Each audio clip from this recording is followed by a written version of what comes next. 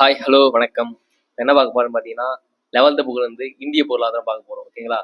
இந்திய பொருளாதாரம் வந்து நாங்க புக்ல தான் ஃபுல்லா எடுத்திருக்கோம். இது வந்து எல்லா கொஸ்டினும் எடுத்திருக்கோம். ஓகேங்களா? இத மட்டும் பார்த்தாலே போதும். இந்திய பொருளாதார டாபிக்ல இருந்து. ஓகேங்களா? ஸ்டார்ட் பண்ணிடலாமா? ஒரு நாட்டோட வாழ்க்கை தரத்தை அளவிடுறதுக்கான கருவிகள் எதுன்னு பார்த்தீங்கன்னா, மனிதவள மேம்பாட்டு குறியீடு, அப்புறம் வாழ்க்கை தர குறியீடு, அப்புறம் பார்த்தீங்கன்னா, மொத்த உள்நாட்டு மகிழ்ச்சி குறியீடு. இந்த வாழ்க்கை தர குறியீடு பார்த்தீங்கன்னா, செய்திறன் குறியீட்டுன்னு சொல்லுவாங்க இத. ஓகேங்களா? இதுல வந்து பாத்தீங்கன்னா மனிதவள மேம்பாட்டு குறியீடுல பாத்தீங்கன்னா மொத்த உள்நாட்டு உற்பத்தி எடுத்துப்பாங்க. வாழ்க்கை தர குறியீடுல மொத்த உள்நாட்டு உற்பத்தி எடுத்துக்க மாட்டாங்க. ஓகேங்களா? அதுக்கப்புறம் பாத்தீங்கன்னா இந்தியா வந்து 4வது வலிமையான பொருளாதாரத்துல இருக்குது தற்போது. ஆனா பாத்தீங்கன்னா புக்ல பாத்தீங்கன்னா 7வது இடம் கொடுத்திருப்பாங்க 2021 தரத்தைப்படி பாத்தீங்கன்னா. ஓகேங்களா? அதுக்கப்புறம் இந்தியா வந்து ஒரு கலப்பு பொருளாதாரம். ஓகேங்களா? இந்தியா ஒரு கலப்பு பொருளாதாரம் கொண்ட நாடு. அப்புறம் பாத்தீங்கன்னா வாங்கும் சக்தி அதை ஏற்றுமதி பண்றதுல வந்து இந்தியா வந்து 3வது இடம். இறக்குமதி பண்றதுல 3வது இடம். அப்புறம் பாத்தீங்கன்னா இணையதள சேவை. இணையதள சேவையில பாத்தீங்கன்னா இந்தியா வந்து 2வது இடம். ஃபர்ஸ்ட் பாத்தீங்கன்னா சைனா, 2வது வந்து யுஎஸ்ஏ. ஓகேங்களா? அமெரிக்கா அதாவது 2வது இடம் இணையதள செயல்பாடுல. அதுவும் பாத்தீங்கன்னா ஒரு பொருளாதார வளர்ச்சின்றது எதை அறிகுறியாக கொண்டது பாத்தீங்கன்னா நகரமயமாக்குதல. நகரமயமாகுதுன்னா அது பொருளாதார வளர்ச்சி அடைஞ்சிருக்குன்னு அர்த்தம். ஓகேங்களா? அதுவும் பாத்தீங்கன்னா ஒரு உலக பொருளாதார அறிக்கை என்ன சொல்லுதுன்னு பாத்தீங்கன்னா இந்திய பொருளாதாரத்தை வந்து பாத்தீங்கன்னா நிலைத்த உறுதி வாய்ந்த எதிர்காலம் கொண்ட பேரியல் பொருளாதாரத்தின் சொர்க்கம்னு சொல்றாங்க. ஓகேங்களா? பேரியல் பொருளாதாரத்தின் சொர்க்கம்னு சொல்றாங்க. ஓகேங்களா? எதுன்னு பாத்தீங்கன்னா உலக பொருளாதார அறிக்கை சொல்லுது அது. ஓகேங்களா? அதுவும் பாத்தீங்கன்னா மொத்த உள்நாட்டு உற்பத்தியில பாத்தீங்கன்னா 8% வளர்ச்சி இருக்கும் என 2014, 15ல கணிச்சாங்க. ஆனா அது வந்து 7.6 வளர்ச்சி தான் பெற்றிருந்தது. ஆனா கிட்டத்தட்ட ஒரு நிலையான வளர்ச்சி இருக்குன்னு சொல்றாங்க. ஓகேங்களா?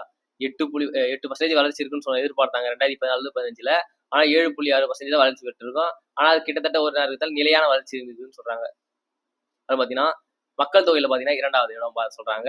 ஆனா பாத்தீங்கன்னா முதல் இடத்துக்கு போயிடுச்சுன்னு சொல்றாங்க. நம்ம அபிஷியலா நியூஸ் வரல. ஓகேங்களா? பாத்தீங்கன்னா மக்கள் தொகை அதிகரிப்பு பாத்தீங்கன்னா எப்படி கணக்குறாங்க பாத்தீங்கன்னா 1000 பேருக்கு எத்தனை வீதம் அதிகரிக்குன்னு பாக்குறாங்க. மக்கள் தொகை அதிகரிப்பு பாத்தீங்கன்னா 1000 பேருக்கு 1.7% வந்து தான் அதிகரிக்குது. ஓகேங்களா? 1.7 வீதத்துல அதிகரிக்குது. ஓகேங்களா? அப்புறம் இந்தியாவின் மக்கள் தொகை பெருக்கு வந்து ஆஸ்திரேலியாவுடைய மக்கள் தொகைக்கு சமமா இருக்கு. ஒரு வருஷத்தோட மக்கள் தொகை பெருக்கிட்டே போகுது பாத்தீங்களா? அது வந்து ஒரு வருஷத்தோட மக்கள் தொகையும் ஆசியாவுடைய மக்கள் தொகைக்கு சமமா இருக்குன்றாங்க.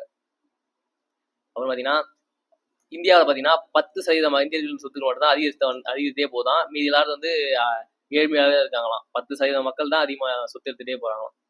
அப்புறம் பாத்தீங்கன்னா ஒரு இந்தியா பொருளாதாரம் வந்து வேலைவாய்ப்பற்ற வளர்ச்சி கொண்டதுதான். வேலைவாய்ப்பற்ற வளர்ச்சி கொண்டது இந்திய பொருளாதாரம்.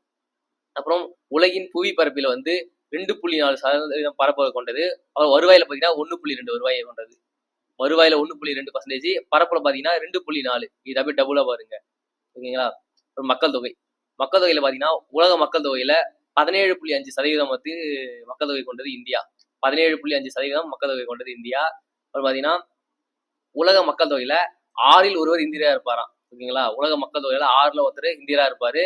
அதுக்கப்புறம் பாத்தீங்கன்னா உத்தரப்பிரதேஷ் இருக்கு பாத்தீங்கன்னா உத்தரப்பிரதேஷ், மகாராஷ்டிரா மக்கள் இருப்பாங்க இல்லையா? அவங்க 2 இதையும் கூட்டினா உலக மக்கள் தொகையில 3வது இடம் பிடிக்குன்றாங்க. ஓகேங்களா? ஃபர்ஸ்ட் சைனா, 2வது இந்தியா, அப்புறம் 3வது இந்த 2 மாநிலத்தோட சேர்த்தாலே வந்துருன்றாங்க. இது வந்து பாத்தீங்கன்னா அமெரிக்க ஐக்கிய நாடுகளை விட அதிகம்னு சொல்றாங்க. அமெரிக்க ஐக்கிய நாடுகளை விட அதிகம்னு சொல்றாங்க. அப்புறம் பாத்தீங்கன்னா இந்த 1911 to 21 இருக்கு பாத்தீங்களா? அப்போ வந்து மக்கள் தொகை கம்மியா இருந்தது. குறைஞ்சிருச்சு. ஏன்னா அப்ப வந்து காலரா, பிளேக், இன்ஃபுளுயன்சா போன்ற நோய்கள்லாம் வந்ததால மக்கள் தொகை குறைஞ்சிருச்சு அப்போ. அப்புறம் பாத்தீங்கன்னா 1921ல பாத்தீங்கன்னா மக்கள் தொகை வந்து அதிகரிச்ச வண்ணம் இருக்கு. அந்த ஆண்டை வந்து சொல்லுவாங்க பாத்தீங்கன்னா பெரும் பிரிவினை ஆண்டுன்னு சொல்லுவாங்க. மக்கள் தொகை அதிகரித்த 1921ல அதிகரிச்சிருக்கோம். அதை வந்து பெரும் பிரிவினை ஆண்டுன்னு சொல்லுவாங்க. அது பாத்தீங்கன்னா 1951ல பாத்தீங்கன்னா மக்கள் தொகை வந்து 1.33 அதாவது 3.3% இருந்து 1.25% குறைஞ்சிருக்கும். ஓகேங்களா? 1.33% இருந்து 1.25% குறைஞ்சிருக்கும். இதை பாத்தீங்கன்னா சிறு பிளவு ஆண்டுன்னு சொல்லுவாங்க. மக்கள் தொகை குறைஞ்சதா சிறு பிளவு ஆண்டுன்னு சொல்லுவாங்க. அப்புறம் பாத்தீங்கன்னா 1961ல பாத்தீங்கன்னா இந்திய மக்கள் தொகை வந்து பாத்தீங்கன்னா 1.96% வந்து அதிகரிச்சிருக்கும். 1.96% அதிகரிச்சிருக்கும். இதை வந்து பாத்தீங்கன்னா மக்கள் தொகை வெடிப்புன்னு சொல்லுவாங்க. மக்கள் தொகை வெடிப்பு ஆண்டுன்னு சொல்லுவாங்க. ஓகேங்களா? 1.96% அதிகரிச்சதால மக்கள் தொகை வெடிப்புன்னு சொல்லுவாங்க. 1961ல இது நடந்தது. ஓகேங்களா? அது பாத்தீங்கன்னா 2001 பாத்தீங்கன்னா மக்கள் தொகை வந்து பில்லியனை கடந்தது. அதாவது ஒரு 100 கோடி கடந்தது. ஒரு பில்லியனை கடந்து எப்போ பாத்தீங்கன்னா 2001 தான் அது கடந்தது. ஓகேங்களா? அப்புறம் இறப்பு மற்றும் பிறப்பு விகிதம். இறப்பு மற்றும் பிறப்பு விகிதம் எப்படி கணக்குறாங்க பாத்தீங்கன்னா பிறப்பு எப்படி ஃபர்ஸ்ட் பண்றாங்க பார்க்கலாமா? 1000 மக்கள் தொகை இருக்க பார்த்தீங்களா? 1000 மக்கள் தொகைக்கு பிறக்கும் குழந்தைகளின் எண்ணிக்கை தான் சொல்றாங்க. 1000 மக்கள் தொகைக்கு பிறக்கும் குழந்தைகளின் எண்ணிக்கையை குறிக்கும். இது பார்த்தீங்கன்னா 1000 மக்கள் தொகைக்கு இறப்பவர்களின் எண்ணிக்கையை குறிக்கும். ஓகேங்களா? அது பிறப்பு குழந்தைகளின் எண்ணிக்கை ஓகேங்களா? பிறக்கும் குழந்தைகளின் எண்ணிக்கை, இது இறக்கும் குழந்தைகளின் எண்ணிக்கை. இதுல பார்த்தீங்கன்னா மிக குறைந்த இறப்பு விகிதம். இறப்பு விகிதம் கொஞ்சம் கம்மியா இருக்கிற இடம் பார்த்தீங்கன்னா கேரளா. அங்க பார்த்தீங்கன்னா ஒரு 1000 பேருக்கு 14.7% கொண்டு இருக்கு. அத்தனை பேர் தான் இறக்குறாங்க. பிறக்குறாங்களாம். ஓகேங்களா? 1000 பேருக்கு 14.7% பேர் பிறகுறாங்க. அப்புறம் அதிக பிறப்பு வீதம் பார்த்தீங்கன்னா உத்தரப்பிரதேஷ். அதிக பிறப்பு வீதம் உத்தரப்பிரதேஷ். இங்க பார்த்தீங்கன்னா 1000 பேருக்கு வந்து 29.5% வந்து அதிகரிக்குது. பிறகுறாங்க அதிகமா குழந்தைகள். ஓகேங்களா? அதே போல பார்த்தீங்கன்னா மிக குறைந்த இறப்பு விகிதம் பார்த்தீங்கன்னா மேற்கு வங்காளம். மிக குறைந்த இறப்பு விகிதம் மேற்கு வங்காளம். இங்க 1000 பேருக்கு 6.3 பேர் இறக்குறாங்களாம். ஓகேங்களா? அதுக்கப்புறம் அதிக இறப்பு விகிதம் பார்த்தீங்கன்னா ஒரிசா. அதிக இறப்பு விகிதம் ஒரிசா. இங்க பார்த்தீங்கன்னா 1000 பேருக்கு 9.2% பேர் செத்துறாங்களாம். ஓகேங்களா? சரி 1000 பேருக்கு 9.2 பேர் செத்துறாங்கன்றாங்க. அது பார்த்தீங்கன்னா பீகார், மத்திய பிரதேஷ், ராஜஸ்தான் பார்த்தீங்களா? அப்புறம் உத்தரப்பிரதேஷ். பீகார், மத்திய பிரதேஷ், ராஜஸ்தான் மற்றும் உத்தரப்பிரதேஷ். இந்த மாநிலங்கள் பார்த்தீங்கன்னா பீமாறு மாநிலங்கள் சொல்லுவாங்க. ஏன்னா இங்கெல்லாம் மக்கள் தொகை அதிகமா இருக்க இடம். இதெல்லாம் பீமாறு மாநிலங்கள் சொல்லுவாங்க. ஓகேங்களா? அப்புறம் மக்கள் தொகை அடர்த்தி. மக்கள் தொகை அடர்த்தி எப்படின்னா என்ன சொல்றாங்கன்னா, மக்கள் தொகை அடர்த்தி என்பது வந்து ஒரு சதுர கிலோமீட்டர் பரப்பில் வசிக்கும் மக்களின் எண்ணிக்கையை குறிக்கும். ஒரு சதுர கிலோமீட்டர் பரப்பில் வசிக்கும் மக்களின் எண்ணிக்கையை குறிக்கும். ஓகேங்களா? ஒரு சதுர கிலோமீட்டர் பரப்பில் வசிக்கும் மக்களின் எண்ணிக்கையை குறிக்கும். எப்படி கணக்கிறாங்கன்னா மொத்த மக்கள் தொகை பை அப்பகுதியின் நிலப்பரப்பு. மக்கள் தொகை கணக்கெடுப்பு எப்படி பண்றாங்க? மக்கள் தொகை அடர்த்தி எப்படி கணக்கு பண்றாங்க பாத்தீங்கன்னா மொத்த மக்கள் தொகை பை அப்பகுதியின் நிலப்பரப்பு. ஓகேங்களா? அப்புறம் பாத்தீங்கன்னா மக்கள் தொகை அடர்த்தி சுதந்திரத்துக்கு முன்னாடி எப்படி இருந்துச்சு பாத்தீங்கன்னா 100க்கு கம்மியா தான் இருந்துன்றாங்க. சுதந்திரத்துக்கு முன்னாடி 1950க்கு உள்ளலாம் 100க்கு குறைவா தான் இருந்ததா மக்கள் தொகை அடர்த்தி. ஆனா அது 1951ல பாத்தீங்கன்னா 117 உயர்ந்தது. அப்புறம் இப்போ 2011ல பாத்தீங்கன்னா 382 இருக்குன்றாங்க. 382 அதாவது ஒரு சதுர கிலோமீட்டர்ல 382 பேர் இருக்காங்களாம் 2011 படி சொல்றாங்க. அப்புறம் பாத்தீங்கன்னா இந்தியாவின் சராசரி அடர்த்தி பாத்தீங்கன்னா அதாவது இந்தியாவின் சராசரி அடர்த்தியை விட மக்கள் தொகை அடர்த்தி அதிகம் உள்ள மாநிலங்கள், அதாவது இவ்வளவுதான் இருக்கணும்ன்றாங்க, அதை விட அதிகமா இருக்கிற மாநிலம் பாத்தீங்கன்னா கேரளா, மேற்கு வங்காளம், பீகார், உத்தரப்பிரதேஷ். ஓகேங்களா? கேரளா, மேற்கு வங்காளம், பீகார், உத்தரப்பிரதேஷ் இதெல்லாம் பாத்தீங்கன்னா குறிப்பிட்ட மக்கள் தொகை அதிகமா இருக்குன்றாங்க. அப்புறம் பாத்தீங்கன்னா அதிக மக்கள் அடர்த்தி கொண்ட மாநிலம். அதிக மக்கள் அடர்த்தி கொண்ட மாநிலம் வந்து பீகார். இங்க வந்து பாத்தீங்கன்னா ஒரு அந்த மாநிலத்தில் பாத்தீங்கன்னா ஒரு சதுர கிலோமீட்டருக்கு 1102 பேர் இருக்காங்களாம். ஒரு சதுர கிலோமீட்டருக்கு 1102 பேர் இருக்காங்க பீகார்ல. அது மாதிரி குறைந்த மக்கள் அடர்த்தி பாத்தீங்கன்னா அருணாச்சல பிரதேசம். இது ஒரு சதுர கிலோமீட்டருக்கு 17 பேர் தான் கொண்டு இருக்கு அருணாச்சல பிரதேசம். அப்புறம் பாலின விகிதம். பாலின விகிதம் பாத்தீங்கன்னா எப்படி கணக்கிடுறாங்க பாத்தீங்கன்னா 1000 ஆண்களுக்கு உள்ள பெண்களின் விகிதத்தை குறிக்கும். 1000 ஆண்களுக்கு உள்ள பெண்களின் விகிதத்தை குறிக்கும். ஓகேங்களா? இது பாத்தீங்கன்னா 1951ல பாத்தீங்கன்னா 1000 ஆண்களுக்கு 946 பெண்கள் தான் இருந்தாங்க சொல்றாங்க. அது 2011ல பாத்தீங்கன்னா 1000 ஆண்களுக்கு 940 பெண்கள் இருக்கிறதா சொல்றாங்க. 46 இங்க 40. 1951ல பாத்தீங்கன்னா 946, 2011ல 940. ஓகேங்களா? இந்தியாவை பொறுத்தவரை பாத்தீங்கன்னா பெண்களை விட ஆண்களே அதிகம். ஓகேங்களா? பெண்களை விட ஆண்களே அதிகம். அது பாத்தீங்கன்னா பாலின விகிதம் வந்து அதிகமா இருக்க மாநிலம் பாத்தீங்கன்னா கேரளா. இங்க பாத்தீங்கன்னா 1000 ஆண்களுக்கு 1084 பெண்கள் இருக்காங்களாம். ஓகேங்களா? 1000 ஆண்களுக்கு 1084 பெண்கள் இருக்காங்களாம். அப்புறம் பாலின விகிதம் வந்து குறைவா இருக்கிற மாநிலம் பாத்தீங்கன்னா ஹரியானா. இது பாத்தீங்கன்னா 877 பெண்கள் இருக்காங்களாம். 877 பெண்கள் இருக்காங்களாம். அப்புறம் வாழ்நாள் எதிர்பார்ப்பு பாத்தீங்கன்னா எப்படின்னா பிறக்கும் போது எதிர்பார்க்கப்படும் வாழ்நாள் அளவே வாழ்நாள் எதிர்பார்ப்புன்றாங்க. ஓகேங்களா? வாழ்நாள் எதிர்பார்ப்பு சொல்றாங்கன்னா பிறக்கும் போது எதிர்பார்க்கப்படும் வாழ்நாள் அளவு சொல்றாங்க. இது பாத்தீங்கன்னா 1901ல இருந்து 11 அந்த காலத்துல பாத்தீங்கன்னா 23 வருஷம் தான் இருக்காங்களாம். ஏன்னா அப்ப வந்து பிளேக் நோய் அதெல்லாம் நோயெல்லாம் இருந்ததால அவங்க சீக்கிரமா அப்பெல்லாம் இறந்துருவாங்க. அதனால 23 வயசு தான் இருப்பாங்களாம். ஓகேங்களா? அப்புறம் பாத்தீங்கன்னா கொஞ்சம் இன்க்ரீஸ் ஆச்சு. 1951ல பாத்தீங்கன்னா வாழ்நாள் எதிர்பார்ப்பு இது பாத்தீங்கன்னா 32 வருஷம். ஓகேங்களா? 32.1 வருஷம் இருந்ததாங்க. அப்புறம் பாத்தீங்கன்னா 2011ல பாத்தீங்கன்னா வாழ்நாள் எதிர்பார்ப்பு இது பாத்தீங்கன்னா 63.5 வருடங்கள். 63.5 வருடங்கள். ஓகேங்களா? அப்புறம் எழுத்தறிவு விகிதம். எழுத்தறிவு விகிதத்துல பாத்தீங்கன்னா 1951 கணக்குப்படி சொல்றாங்கன்னா ஆண்களில் 4ல் ஒருவர் மட்டுமே படிச்சிருக்காங்களாம். அப்புறம் பெண்களில் 12ல் ஒருத்தர் தான் படிச்சிருக்காங்கன்றாங்க. ஓகேங்களா? 1951ல பாத்தீங்கன்னா ஆண்கள்ல 4ல் ஒருவரும் பெண்கள்ல 12ல் ஒருவரும் படிச்சிருக்குன்றாங்க. இப்போ சராசரியை பாத்தீங்கன்னா அதுல 6ல் ஒருத்தர் தான் படிச்சிருக்குன்றாங்க. ஓகேங்களா? சராசரியா 6ல் ஒருத்தர் தான் படிச்சிருக்காங்கன்னு 1951 கணக்குப்படி சொல்லுது.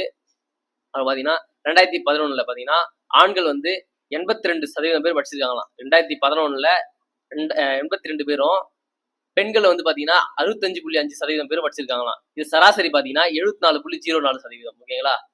ஆண்கள் வந்து 82% பேர் படிச்சிருக்காங்களாம். பெண்கள் வந்து 65.5% பேரு. இது சராசரி பார்த்தீங்கன்னா 74.04%. ஓகேங்களா? இது பார்த்தீங்கன்னா எழுத்தறிவு விகிதம் பார்த்தீங்கன்னா இலங்கையை விட குறைவா நம்போ.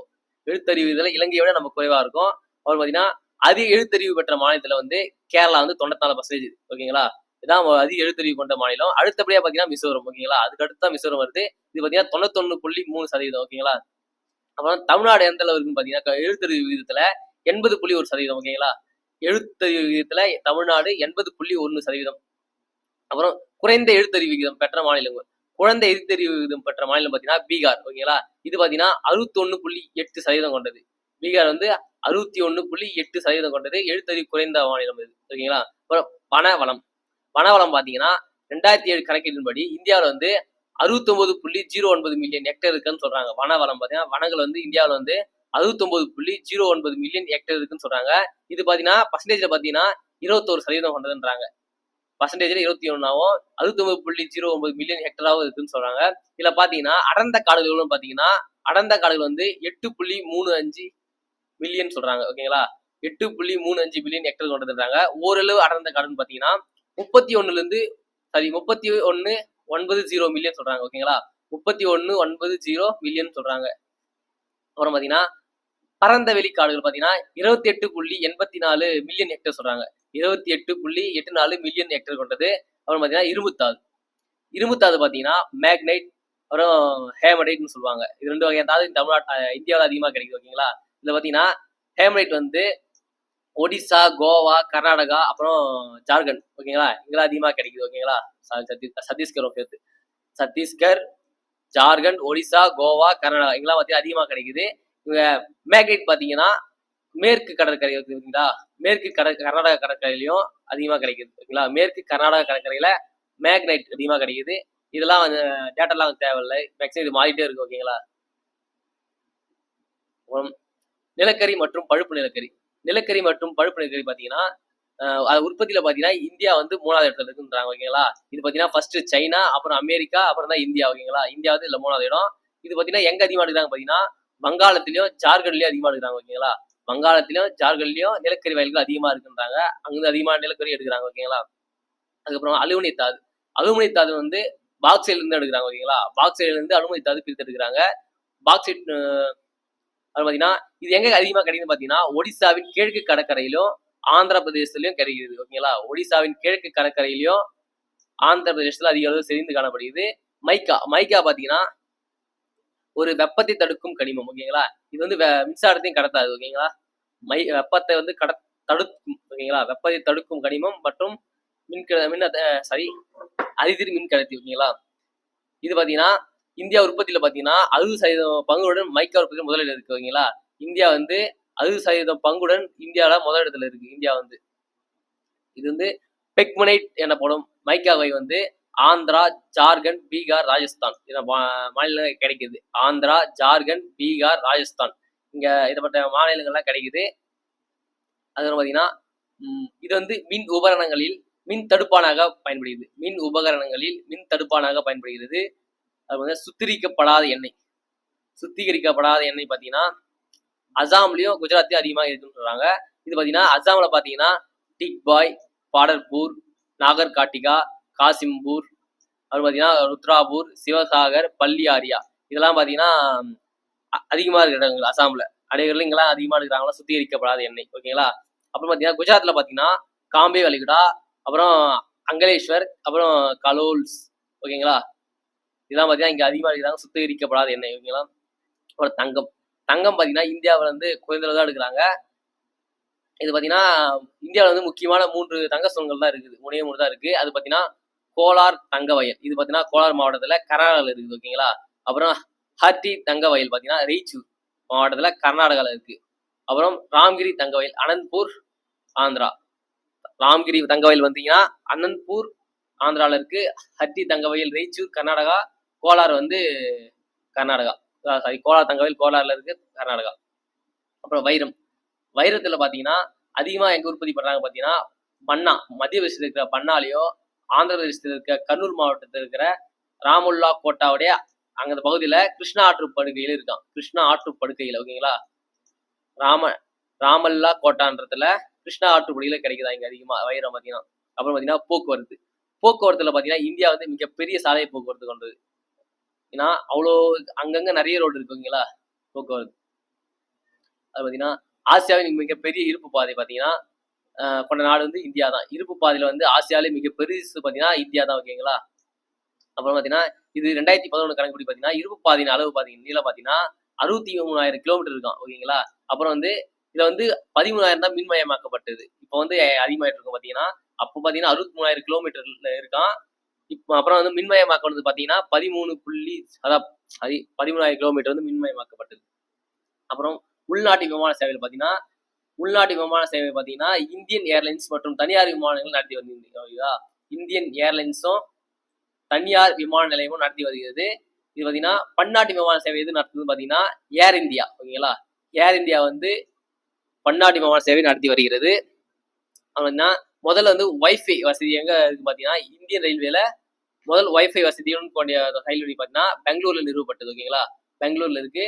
அதுக்கப்புறம் இந்தியா ஏர் இந்தியா இருக்கு பார்த்தீங்களா? அதுவும் இந்தியன் ஏர்லைன்ஸும் ஒண்ணா எப்போ சேர்ந்ததுன்னு பார்த்தீங்கன்னா, 2007 அப்போ ஒன்றாக இணைந்தது. 2007ல ஆகஸ்ட் 27 வந்து பார்த்தீங்கன்னா, ஒண்ணா சேர்ந்திருக்கும். அப்புறம் பார்த்தீங்கன்னா, தேசிய துறைமுக வாரியம். தேசிய துறைமுக வாரியம் பார்த்தீங்கன்னா, 1950ல வந்து உருவாக்கப்பட்டது. தேசிய துறைமுக வாரியம். தேசிய துறைமுக வாரியம் பார்த்தீங்கன்னா, 1950ல உருவாக்கப்பட்டது. கல்வி. கல்வி பார்த்தீங்கன்னா, நம் நாட்டின் கல்விக் கொள்கையும், திட்டங்களையும் வகுத்து நடைமுறைப்படுத்தி வருவது மனிதவள மேம்பாட்டுத்துறை அமைச்சகம். மனிதவள மேம்பாட்டுத்துறை அமைச்சகம் என்ன சொல்றதுன்னு பார்த்தீங்கன்னா, அதோட தேவை என்னன்னு பார்த்தீங்கன்னா, கல்விக் கொள்கையும், திட்டங்களையும் வகுத்து நடைமுறைப்படுத்துறது தான் அதோடைய நோக்கம். பார்த்தீங்கன்னா, இது பார்த்தீங்கன்னா 1976ல பார்த்தீங்கன்னா, மாநில அரசின் பொறுப்பில் இருந்த கல்வி வந்து மத்திய அரசின் கூட்டு பொறுப்பில் வந்திருக்கும். கூட்டு பொறுப்புல எப்போது வந்து பார்த்தீங்கன்னா, 1976ல மாநில அரசின் பொறுப்பில் இருந்து மத்திய அரசுக்கு மாத்திட்டு இருப்பாங்க. அது பார்த்தீங்கன்னா, அப்புறம் பல்கலைக்கழக மானியக் குழு சட்டத்தின்படி பல்கலைக்கழகத்தின் தரம் அளவிடப்படுகிறது. இது வந்து யுஜிசி தான் இத வந்து அளவிடுறாங்க ஓகேங்களா? மாநிலத்தின் அதாவது பல்கலைக்கழகத்தின் தரத்த வந்து யுஜிசி தான் வெளியிடுறாங்க. அதுக்கப்புறம் பார்த்தீங்கன்னா உடல்நலம். உடல்நலத்துல பார்த்தீங்கன்னா, இந்தியாவின் உடல்நலம் வந்து மாநில அரசின் பொறுப்பில் வருகிறது. இது வந்து மாநில அரசின் பொறுப்பில் தான் இருக்குது உடல்நலம். இதுல வந்து கேரளா வந்து சிறப்பா செயலாற்றுன்றாங்க. கேரளா வந்து ஃபர்ஸ்ட் பிளேஸ்ல வரும் ஓகேங்களா? உடல்நலத்துல பார்த்தீங்கன்னா. ஓகேங்களா? அவ்வளோதான். இந்திய பொருளாதாரம் அவ்வளோதான். இன்னும் இருக்குது பார்த்தீங்கன்னா, காந்தியடிகள், அம்பேத்கர், அதுக்கப்புறம் குமாரப்பா, அவர பத்தி எஸ்ஆர்பி ராவ் அவர பத்திலாம் வரும். அவர பத்திலாம் அடுத்த வீடியோல பார்ப்போம். ஏன்னா இது லென்த்தா போறதுனால முடிச்சுட்டோம். ஓகேங்களா? இன்னும் அடுத்த வீடியோல சேர்த்து அத போட்டுறேன் ஓகேங்களா? ஓகே நல்லா எப்படின்னு சொல்லுங்க. கமெண்ட் பண்ணுங்க ஓகேங்களா? நல்லா இருந்தா கமெண்ட் பண்ணுங்க. ஓகேங்களா? தமிழன் டிவிசிய சப்ஸ்கிரைப் பண்ணுங்க ஓகேங்களா? Thank you.